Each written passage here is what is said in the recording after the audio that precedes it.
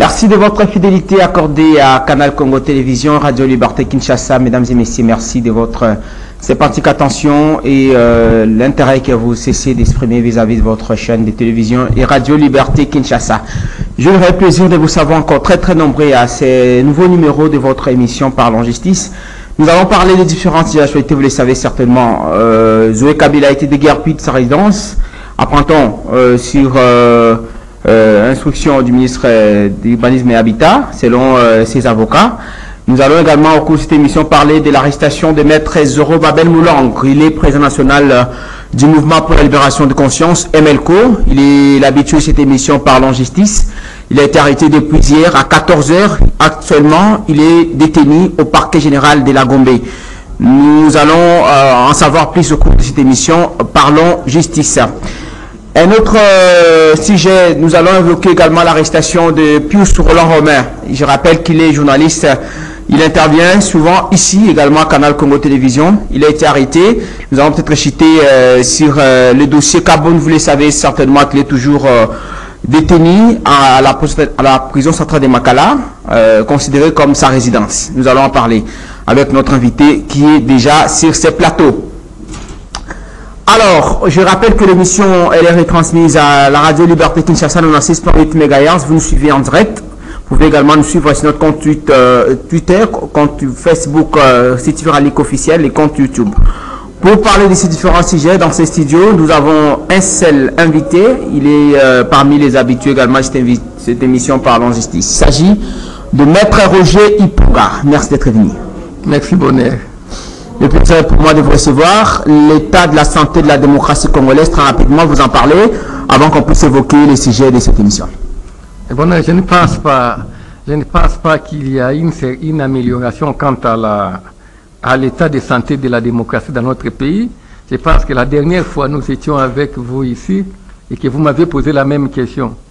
Et je ne crois pas qu'entre-temps, il y ait eu amélioration. Donc la démocratie est toujours malade dans notre pays. La démocratie telle que nous l'avions souhaité, ne s'est pas encore concrétisé, Bonheur. Il faut qu'on se le dise, la démocratie est toujours malade, est toujours en panne, mais nous avons toujours espoir que ça va aller. Mais pour le moment, rien ne marche, Bonheur, rien ne marche sur le plan démocratique. Vous savez que, parce que vous avez invoqué un certain nombre de points relatifs à la justice, et je vous dirais que la démocratie se mesure également par rapport au fonctionnement de la justice dans un pays. Et vous savez que dans notre pays, la justice est malade, la justice ne fonctionne pas comme il se doit. Donc je dirais dans une certaine mesure que c'est la justice qui constitue également un frein au bon fonctionnement, ou du moins à la réalisation d'un État réellement démocratique dans notre pays. C'est justement l'essence de notre question. État de droit en République démocratique du Congo. Nous sommes interrogés si les arrestations sous Félix Tshisekedi sont-elles devenues aujourd'hui un frein pour l'émergence de la démocratie. Bon, nous allons évoquer, comme vous l'avez dit, les différents sujets, mais je préfère que vous dites un mot par rapport aux tracasseries routières. Nous avons évoqué avec Maître Sebi Kabea le samedi dernier. Aujourd'hui, je préfère que vous puissiez en dire un mot rapidement. Trop de roulage avec des nombres impressionnants des agents de circulation routière. Apparemment, c'est comme s'il y a moins de carrefours et beaucoup d'agents. Mais ce qui se passe dans notre pays, particulièrement sur cette question-là, c'est quand même étonnant et c'est décevant aussi. Lorsqu'on constate que dans un carrefour, prenons seulement, nous ne sommes pas loin du carrefour qu'on appelle ici comment les ronds-points Vodacom, n'est-ce pas?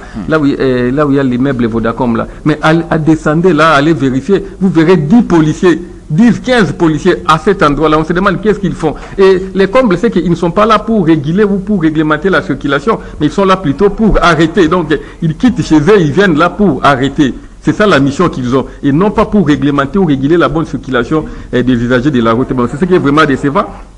On en parle à tout instant, mais c'est comme si les chefs font la soupe d'oreille. Je commence d'abord par le général Kassongo. Il est là pour justifier ces policiers, quelles que soient les bêtises qu'ils commettent. Il est là pour justifier. Les policiers ont commencé à arracher les plaques d'immatriculation des gens, mais pour lui, il trouve toujours des justifications. Et moi, je me dis toujours, Bonheur, avec la ligne où vont les jeunes. Vous savez, dans les pays tels que c'était la Tunisie et autres, là où il y a eu la révolution des jasmins là. Ça a commencé toujours comme ça, avec des petites choses là. Un vendeur de légumes qui a été dépossédé ou inquiété par les policiers. Et c'était toute une révolution qui a commencé. Et cette révolution qui a conduit à la chute de tout un régime. Mais avec ce que font nos policiers ici, moi je crains qu'un jour on arrive également à ces points-là. Parce que apparemment les policiers, ils n'ont plus rien à faire sur tout ce déroulage-là. Qui n'arrivent du reste pas à maîtriser les banditismes également. Ils n'arrivent pas à maîtriser les banditismes, pour ne pas dire qu'eux-mêmes sont dans les groupes là. Et vous savez, il y avait une citation là, je crois, on l'attribue au général Maël, je ne sais pas si c'est vrai, mais il avait dit, lorsque les services de sécurité ne parviennent pas à arrêter les criminels, c'est que les criminels se trouvent dans ces services de sécurité là. Et avec les policiers, c'est comme lorsque les policiers ne parviennent pas à mettre fin au phénomène Koulouna, au phénomène des jeunes bandits à travers notre cité, à travers la cité, cela voudrait dire effectivement que parmi les délinquants là, parmi les brigands là, se trouvent les policiers eux-mêmes. Et bon, là, il ne se pose vraiment aucun problème pour les démontrer. Ce sont des fumeurs de chambre. Vous voyez, moi lorsque je passe souvent pour aller de chez moi là, je trouve la nuit, je passe devant un poste de police, mais je constate que ça dégage l'odeur du chanvre à cet endroit-là. Alors que c'est une infraction. Je me demande en plein air. Si eux-mêmes déjà sont à ce niveau-là, mais que feront-ils alors des autres, des fumeurs de chanvre à travers la cité? Vous savez, à un certain moment, bonheur, lorsqu'on circule, lorsqu'on va ailleurs dans d'autres pays, vous circulez, vous voyez un policier, ça vous donne un certain sentiment de sécurité. Vous vous sentez un peu affecté. Mais ici, chez nous, c'est le contraire. Lorsque vous circulez la nuit et qu'il suffit d'apercevoir un policier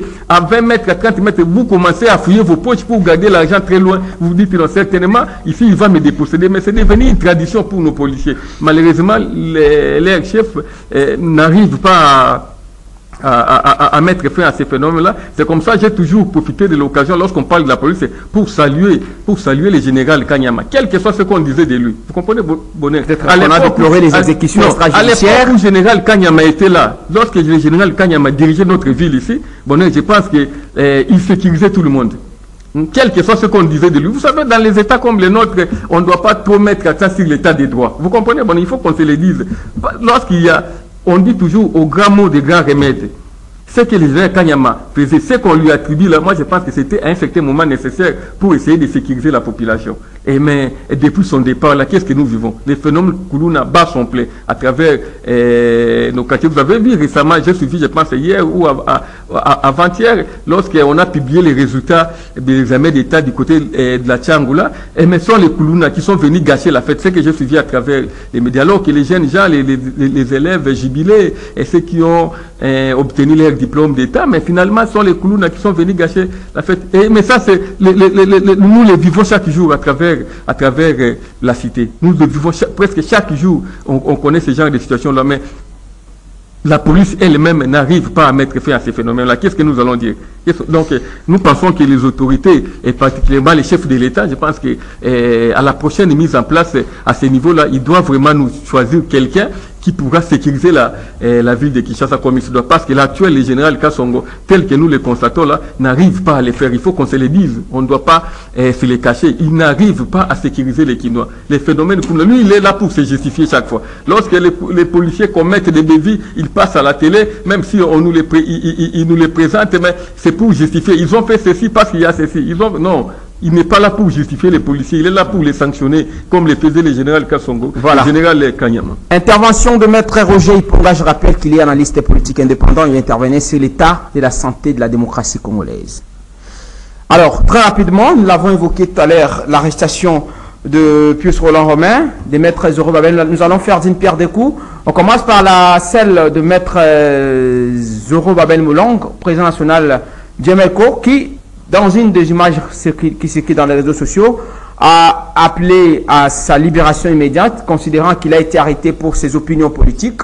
Nous allons suivre cette intervention. Très rapidement, un extrait de cette vidéo lancée dans les réseaux sociaux, et nous revenons juste après, ça sera la continuité de cette émission.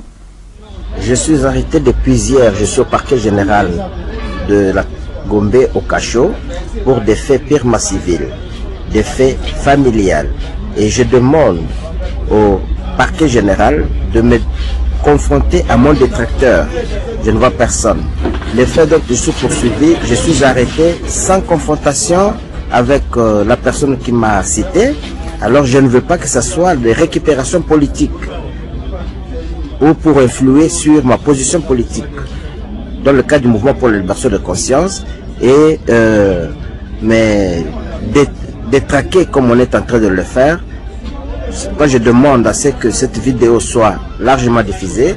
C'est depuis hier que je suis arbitrairement arrêté au parquet général de la Gombe sous prétexte sur un ordre. J'ai demandé qu'on puisse m'envoyer, qu'on puisse m'accorder la liberté provisoire. Me dit c'est l'ordre qui est venu, on ne peut pas vous libérer. Vous ne pouvez pas bénéficier de la liberté provisoire.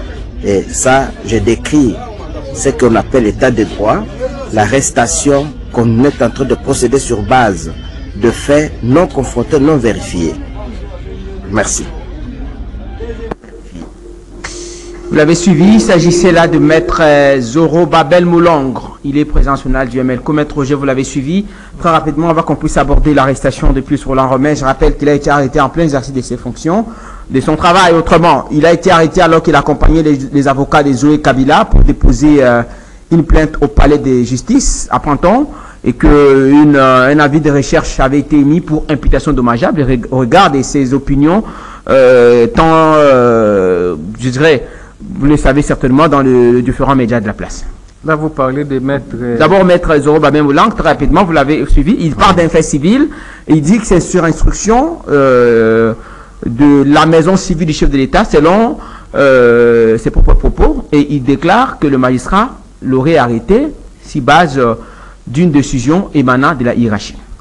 Bon, en tout cas, sur cette question-là, je ne saurais pas faire des commentaires dans la mesure où je n'ai pas tous les éléments du dossier. Vous savez, pour commenter un dossier judiciaire de manière satisfaisante, il faudrait avoir tous ces éléments-là. Mais sauf que je constate que depuis un certain temps, nos magistrats font également preuve de beaucoup de caprices.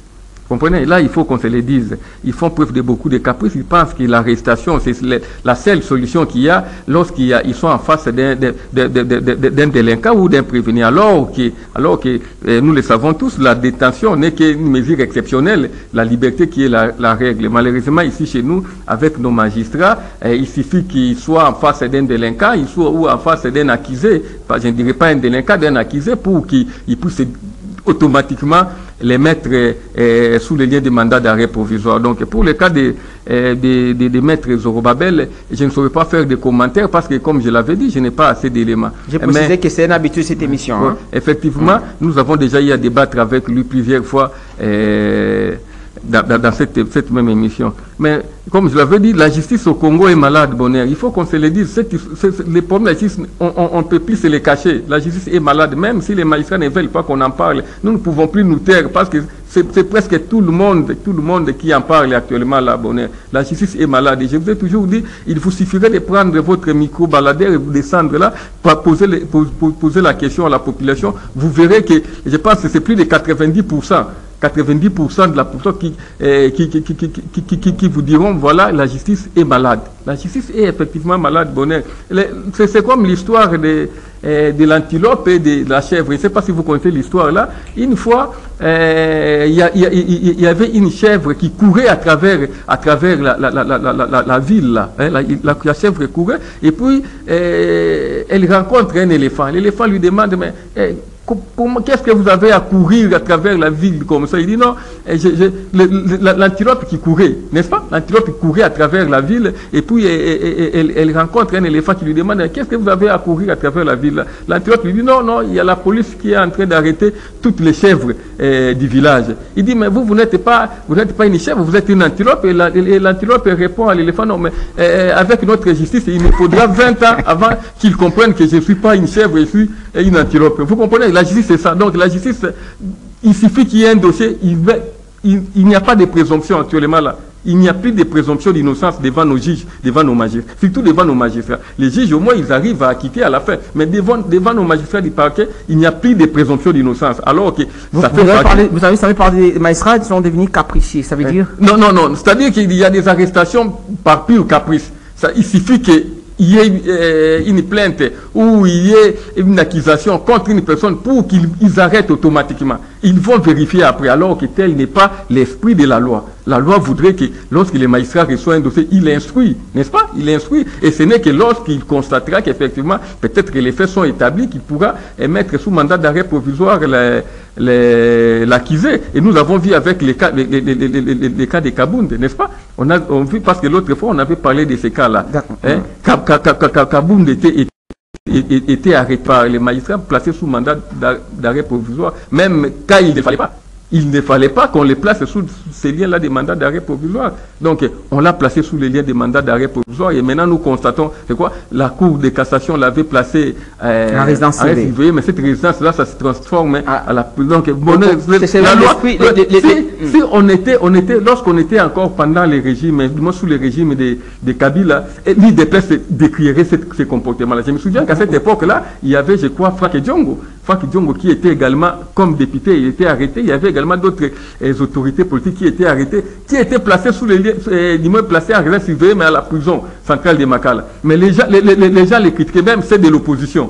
Vous comprenez? Mais on ne comprend pas qu'aujourd'hui, là, c'est ceux qui étaient dans l'opposition hier, qui sont actuellement au pouvoir, mais ils répètent les mêmes actes que posait l'ancien régime, qu'on décriait tout cela. Mais c'est qu'on ne comprend pas. La résidence surveillée n'est pas la prison. Vous avez vu la citation en prévenu?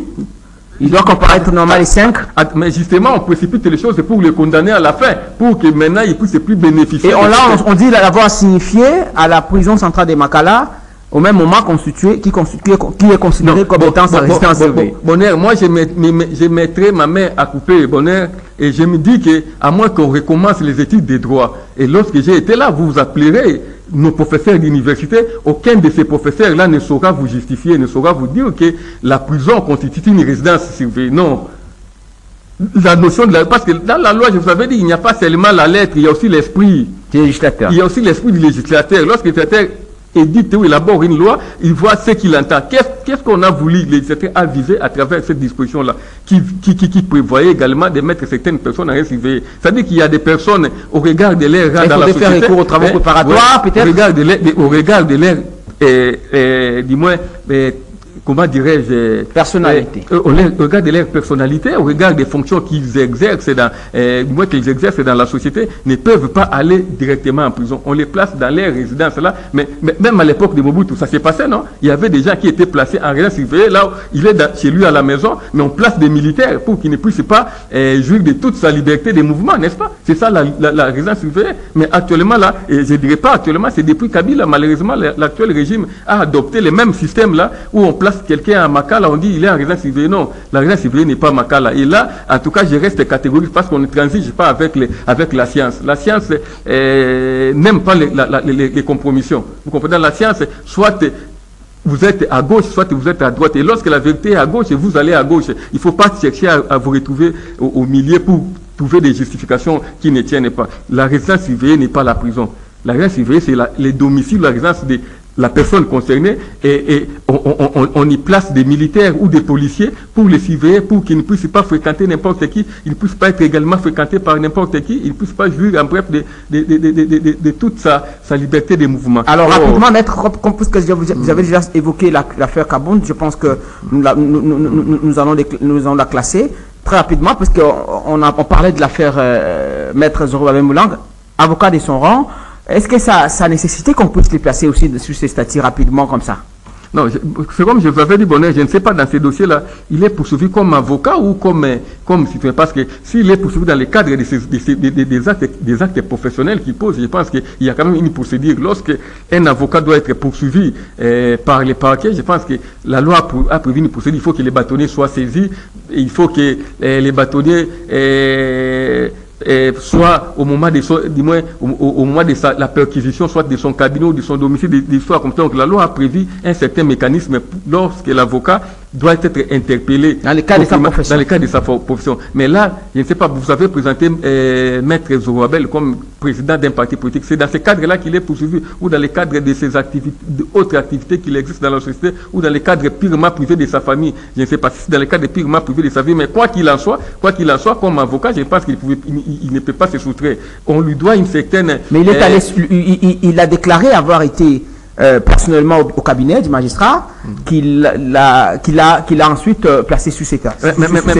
Mais je vous dis qu'avec nos magistrats actuellement, c'est les caprices qui règnent. Je venais de vous le dire. Alors qu'il a une adresse avec nos magistrats, ils sont devenus trop capricieux. Mais il faut que les magistrats oublient que la prison ne peut pas contenir 1 million d'individus. Vous comprenez ce qu'ils retiennent. Donc, il peut y avoir, ils vont arrêter les gens. Ils ne pensent pas qu'ils vont intimider les gens ou feront peur aux gens par des arrestations. Lorsqu'on décrit la manière dont ils exercent leur travail, lorsqu'on décrit le fonctionnement de la justice, qu'ils ne pensent pas que c'est en arrêtant les gens que les gens auront peur. Non, ils ne pourront pas arrêter 1 million parce que c'est presque toute la population qui décrit le fonctionnement de la justice. Est-ce qu'ils vont arrêter tout le monde? Ils peuvent nous arrêter, ils vont arrêter Maître Zorobabel. Demain, ils pourront m'arrêter, après demain, mais est-ce qu'ils sauront arrêter tout le monde? Non, le problème n'est pas là. Le problème n'est pas d'arrêter. Ceux qui doivent changer leur manière de travailler. Alors, parce que j'ai posé la question. Leur manière de travailler, on les laisse tranquilles. Oui, l'équipe de l'émission Parangé s'est interrogée autour de ces différentes arrestations avant qu'on puisse parler de l'affaire plus Roland Romain.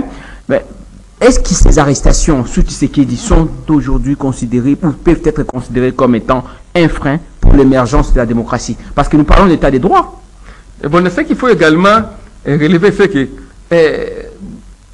beaucoup de ces arrestations-là, je pense que ne relève pas directement du président de la République. Parce que chaque fois, lorsque nous parlons des régimes, on parle du président Tshisekedi, c'est comme on le faisait à l'époque de Kabila. Mais même si c'est lui qui incarne les régimes, c'est lui le magistrat suprême. Mais il faut se dire qu'il y a beaucoup de capricieux autour de lui. Vous comprenez aussi? Lorsqu'il y a un magistrat qui profite de leur influence, par exemple. Non, lorsqu'un magistrat interpelle, prenons le cas de Maître Zorobabel, on l'arrête, le président n'est totalement pas au courant de cette histoire-là. Vous comprenez? C'est le magistrat lui-même, en tant que capricieux, comme un capricieux, il dit bon, je vais l'arrêter. Vous comprenez un peu? Là, le président demande, comme vous avez dit, la demande de ses proches. Oui, mais ce qu'ils oublient, c'est quoi? C'est qu'ils oublient que tout ce qu'ils commettent comme acte là, contraire à la loi, ou acte non réguliers, c'est-à-dire que ça retombe sur les régimes. C'est ça un peu les combles. C'est-à-dire qu'ils sont en train de salir les régimes. Et ils sont là, ils posent des actes, des fois des actes non conformes, des actes critiquables à travers la société, mais ça retombe sur les régimes. Vous comprenez? C'est comme ça qu'on parle, mais le président lui-même en soi n'est totalement pas au courant. Beaucoup d'arrestations qui se font là, moi je me dis que le président n'est pas au courant.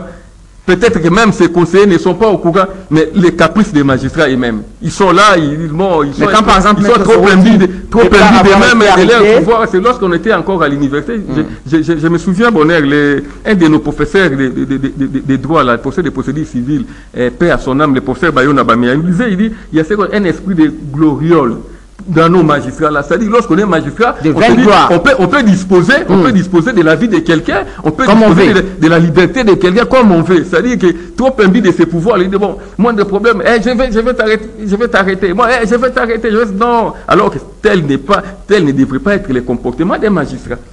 Tel n'est pas qu'il y a aussi des principes qui disent que les magistrats ne créent pas la loi. Les magistrats appliquent la loi. Alors, puisque vous l'avez dit, le président Tshisekedi, son régime qui est jusque-là pointé du doigt, indexé par la population, vous l'avez évoqué tout à l'heure.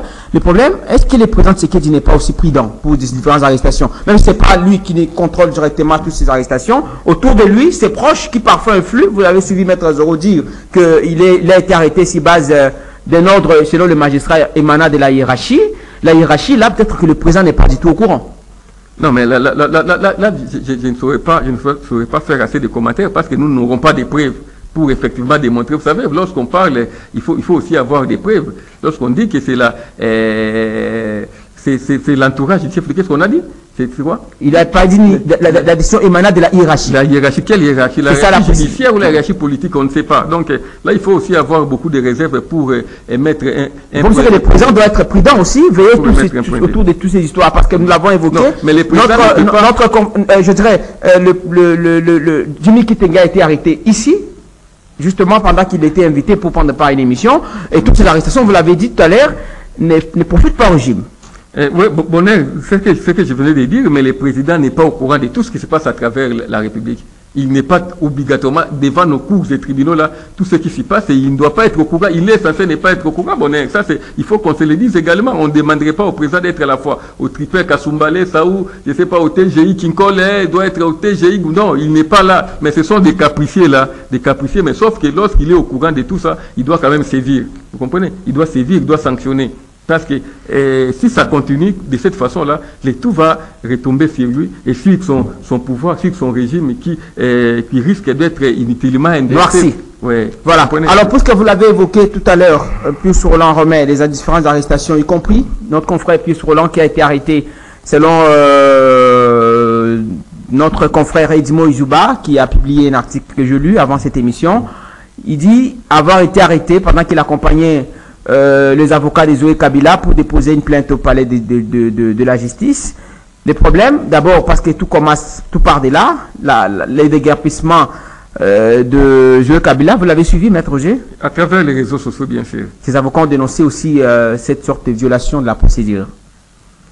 Bonheur, vous savez que là, je ne voudrais pas parler droit. Vous comprenez? Je ne voudrais pas parler droit, mais je voudrais parler de sociologie, les faits tels que nous les vivons à travers les pays, à travers la ville. Vous savez que Zoé Kabila, aussi, pendant les régimes, ils ont eu à commettre beaucoup de bévues. Il faut qu'on se le dise, Bonheur. Il faut qu'on se le dise. Si ils avaient mis, pendant leur régime, et surtout lorsque son frère était au pouvoir, s'ils avaient fait en sorte que nous ayons réellement un état de droit, je ne pense pas qu'on arriverait à ce point-là. Les avocats peuvent bien sûr décrier, mais qu'est-ce qu'on peut faire? Donc, il est victime du système qu'ils ont mis en place. Vous comprenez? Zoé Kabila est victime du système qu'eux-mêmes ont mis en place. Ils n'ont pas voulu qu'on soit dans un état de droit. Ne pouvait pas corriger ça, par exemple. Non, mais il semble, parce que je n'ai pas assez d'éléments, que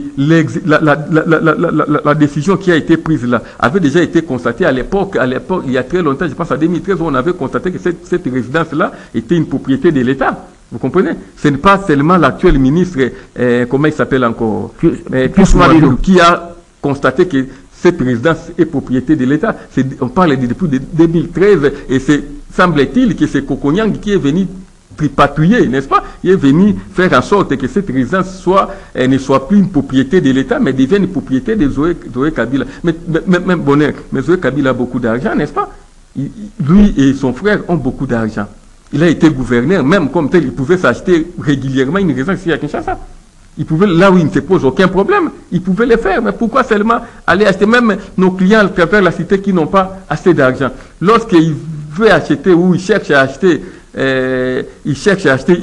une partie. Dès lors que vous constatez qu'il se pose un problème, où les dossiers semblent un peu nébuleux là, donc nous leur demandons de ne pas acheter ces maisons-là. Mais lui, Zoé Kabila, il pouvait bien s'acheter une maison régulièrement, n'est pas être lié dans cette histoire de l'immeuble de l'État pour que finalement il soit déguerpi de cette façon-là. Vous comprenez? Donc là, j'ai dit en bref que il est victime du système qu'ils ont mis en place. Mais ce système ne pouvait pas être corrigé par le régime. Les systèmes pouvaient bien être corrigés, mais nous comme nous le disons, Bonheur, les régimes... Vous êtes de ceux qui pensent que nous sommes dans la logique de la continuité.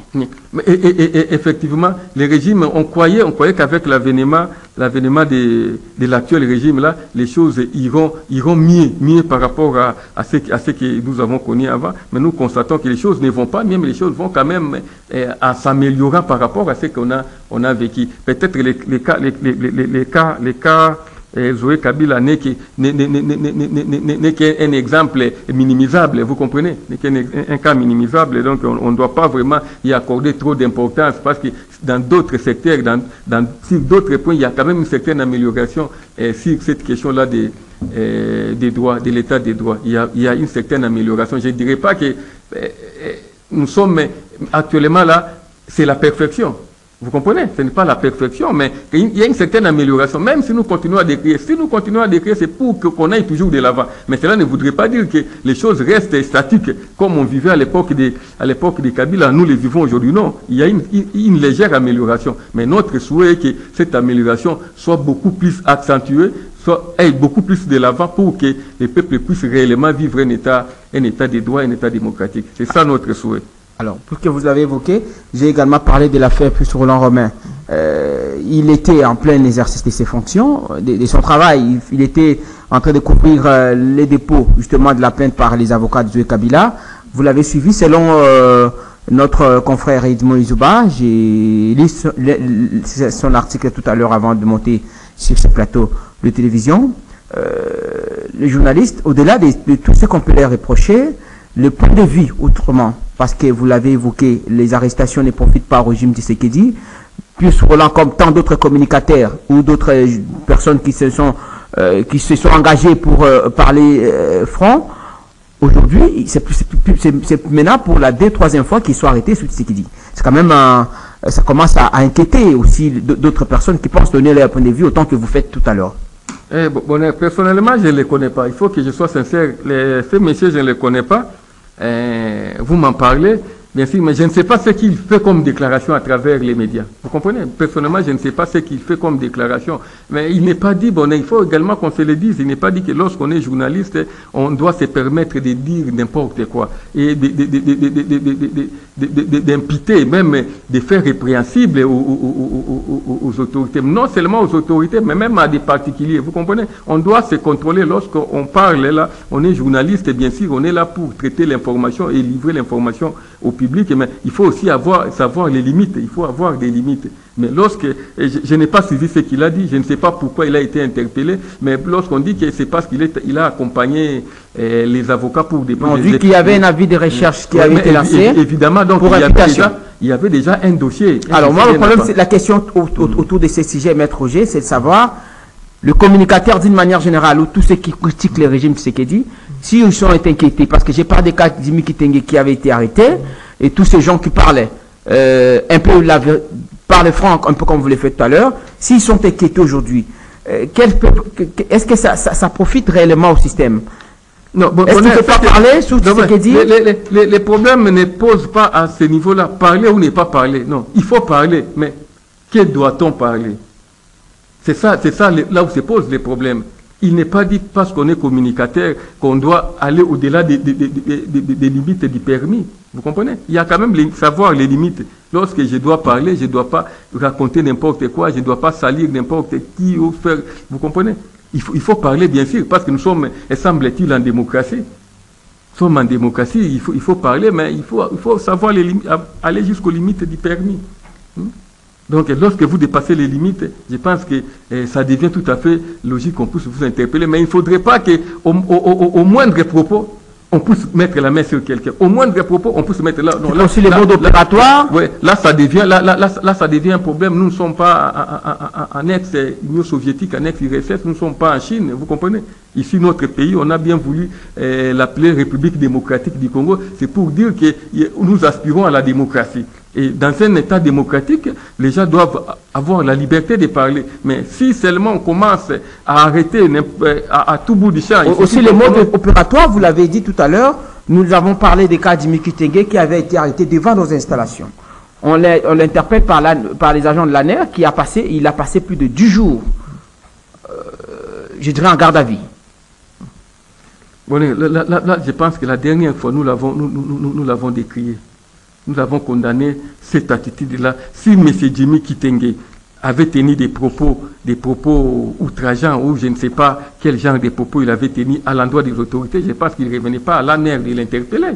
Il ne revenait pas à l'ANER. Mais justement, c'est là où nous disons que dans une certaine mesure, il n'y a pas un changement notable entre le régime Kabila avec l'actuel régime, parce que vous vous souviendrez, Bonheur, lorsque nous étions encore, vous étiez de l'autre côté là, lorsqu'on faisait les émissions, on décriait cette histoire-là où l'ANER chaque fois arrêtait les gens qui passaient des mois et des mois dans ces géos-là. Non. Et lorsque le président est arrivé au pouvoir, je me souviens qu'il avait dit qu'il devait fermer tous les cachots ne relevant pas du parquet. Parce que vous savez que les cachots de l'ANER ne relèvent pas du parquet. Nous avons eu des cachots de l'ANER ou les cachots des services spéciaux. Là, il y a d'autres services là, à l'époque, là, qui ne relevaient pas directement du parquet. Et où les avocats n'avaient même pas accès. On arrête quelqu'un et puis l'avocat, vous présentez, on vous dit que non, maître, vous n'avez pas accès. Ici, on ne vous connaît pas. Vous comprenez? On ne connaît pas l'avocat là-bas. Ouais, là, on ne connaît pas. Moi, j'ai déjà connu des cas pareils. J'ai connu des cas pareils. On arrête un client. Et qu'est-ce que vous faites? Vous dénoncez pas? Non, vous trouvez devant un cas infranchissable. Une barrière infranchissable. On vous dit qu'ici, on ne vous connaît pas. Donc, vous êtes là obligé d'attendre. jusqu'à ce qu'ils auront la bonne volonté. Vous reconnaître autrement. Ils auront la bonne volonté pour, comme prenons le cas de Jimmy Kitengela, il a été expédié finalement au parquet, n'est-ce pas? C'est-à-dire que lorsque l'ANER a estimé qu'il avait suffisamment arrêté, il avait suffisamment fait son travail, même si ce n'était pas conforme au droit, parce que à l'ANER, je crois qu'il y a des OPJ. Et dans des cas pareil, l'OPJ dans les pouvoirs de détenir une personne qui est pendant 48 heures. Mais lorsque vous me dites qu'on l'a détenu pendant 10 jours, là, je ne sais pas. Parce que nous avons aussi sa famille ici. Ces cas-là, ce n'est pas un cas classique. Vous comprenez? Là, ça ne s'enseigne pas à l'université. Donc, il ne faut pas me demander d'y répondre. Je ne peux pas répondre à cette question-là parce que ça ne s'enseigne pas à l'université. Là, ce sont des histoires qu'on invente à la cité pour lesquelles les juristes sont totalement dépourvus d'arguments. Vous comprenez? Et dans ces cas-là, on rentre maintenant dans la politique. On ne parle plus de droit, mais parlons de la politique pour dire que c'est vraiment des indices qui nous montrent que l'état des droits n'est pas encore totalement installé. Voilà ce que je peux vous dire. Est-ce que les administrateurs, les autorités compétentes, qui parfois sont innocentes, qui ne connaissent peut-être pas ces différentes pratiques, sont-elles distraites? Autant que je posais la question de savoir, est-ce que le président Tshisekedi n'est pas vigilant? J'ai dit aujourd'hui, si tous ces éléments vous les décriez, peut-être que les gestionnaires, le comptable et demain, parce qu'ils sont appelés à rendre compte demain à la population, ne tiennent pas compte de toutes ces réalités. Non, c'est comme je vous avais dit tantôt là.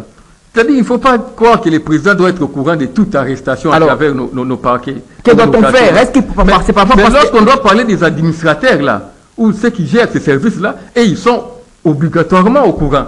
Parce que lorsqu'on arrête quelqu'un à l'ANER, vous ne me direz pas que l'administrateur n'est pas au courant. Lorsqu'on arrête quelqu'un au parquet, vous ne me direz pas que le procureur n'est pas au courant. Mais dire que le président doit être au courant, je me dis que nous avons combien de parquets à travers les pays? Et si vraiment à chaque arrestation, il faudra qu'il faille que le président soit au courant, qu'on dise au président, dans tel parquet, on a arrêté telle personne. À ce moment-là, le président ne fera plus son travail de président, il deviendra seulement un inspecteur des parquets. Est-ce que ces gens ne l'aident peut-être pas? Parce que demain, vous êtes sans ignorer qu'il y aura élection dans le mois qui suit. Il est appelé à rendre compte à la population. Au regard de toutes ces histoires, parce que nous l'avons décrit sous Kalev hier, aujourd'hui fait l'objet de plusieurs procès.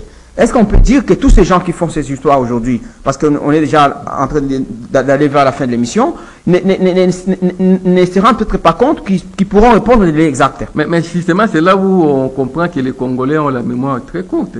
C'est ça. Kalev, hier, touchable, aujourd'hui, fait l'objet de poursuites. Il est même en cachette, hein? Ouais. Il est toujours en clandestinité. Vous parlez de Kalev, là.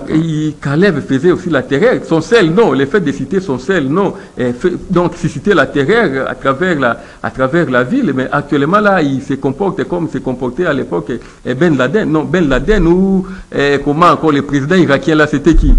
Saddam, c'est-à-dire que dans les égouts, vous comprenez, Kalev, au moment où nous parlons, là, nous ne savons pas où il est. Peut-être dans des égouts, il se cache, vous comprenez. Mais ceux qui sont là actuellement, là, ne peuvent pas tirer toutes ces leçons-là pour comprendre que non, nous devons correctement nous comporter pour que ce qui arrive à ceux qui nous ont précédés ne nous arrive pas. Mais malheureusement, là, comme on dit toujours, le pouvoir corrompt, et ce que nous disait un de nos professeurs, paix à son âme, le professeur Kakez, il nous disait, le pouvoir corrompt, et le pouvoir absolu corrompt absolument.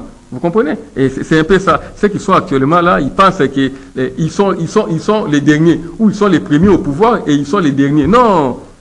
Les pouvoirs, il n'y a pas de derniers. Après nous, il y aura toujours d'autres personnes. Mais l'essentiel, c'est de savoir, après, lorsque je ne serai plus là, comment les choses vont évoluer? Quelle sera ma place?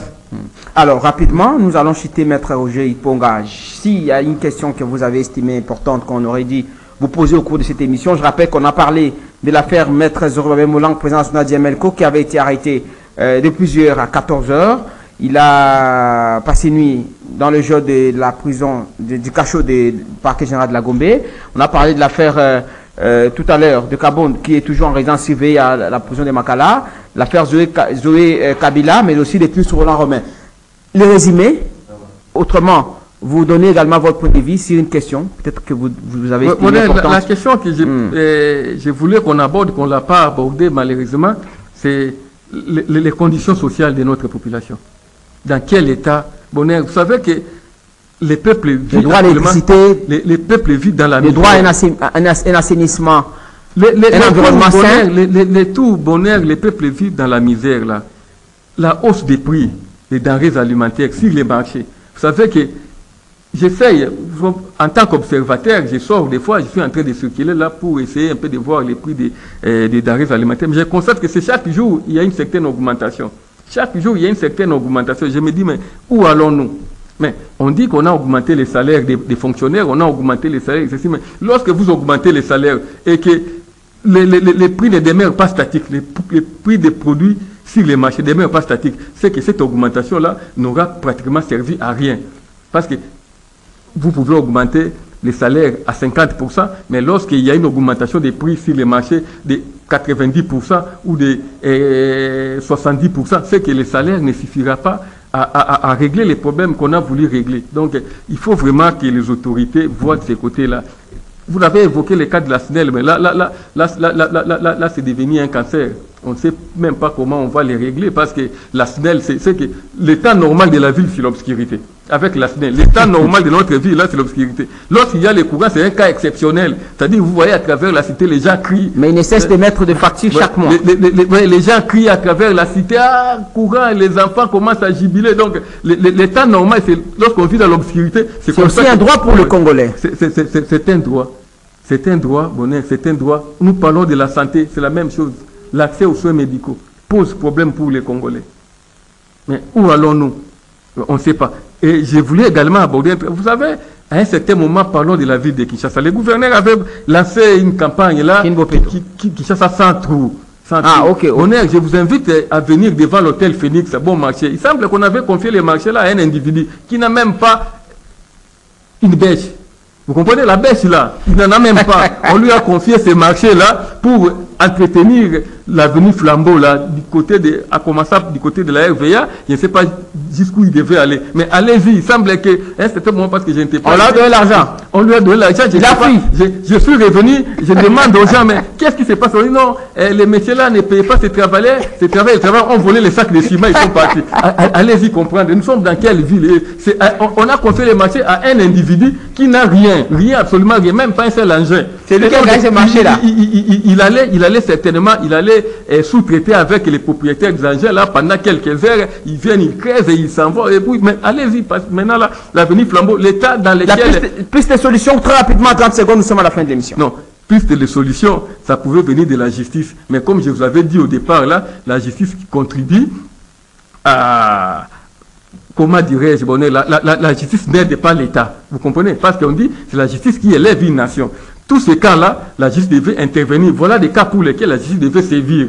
Mais la justice ne sanctionne pas, ne poursuit pas ce genre de cas-là. La justice poursuit plutôt des cas vraiment bénins, des cas pour lesquels elle pouvait bien s'en passer. Mais pour des cas concrets là où quelqu'un prend l'argent de l'État, et je me dis qu'il y a aussi des magistrats qui passent là devant les flambeaux là. Ils voient, mais ils ne se demandent pas, parce que les magistrats peuvent aussi se saisir. Là, ils attendent qui a dit quoi à la télé et passer.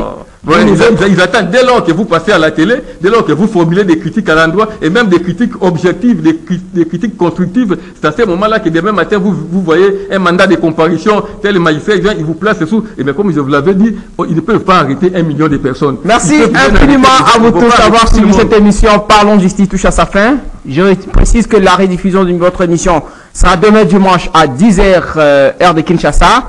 À la radio Liberté Kinshasa, c'est désormais chaque dimanche à 20h juste, vous suivrez votre émission Parlons Justice. Merci Maître Zorobabel. Vous pouvez également nous suivre sur notre site. Maître Zorobabel est à détention. Il y a détention. Maître Roger Iponga, je rappelle que c'est politique indépendant. Nous sommes de cœur avec vous, Maître Zorobabel Moulang. Nous allons partager ces douleurs ensemble. Merci à toute l'équipe technique, Olivier Longwango, Bruno Zinga et Papa Jacques Wandenga Boazou à la coordination. Nous vous retrouvons le samedi prochain pour un nouveau numéro. Portez-vous bien. Bon week-end chez vous.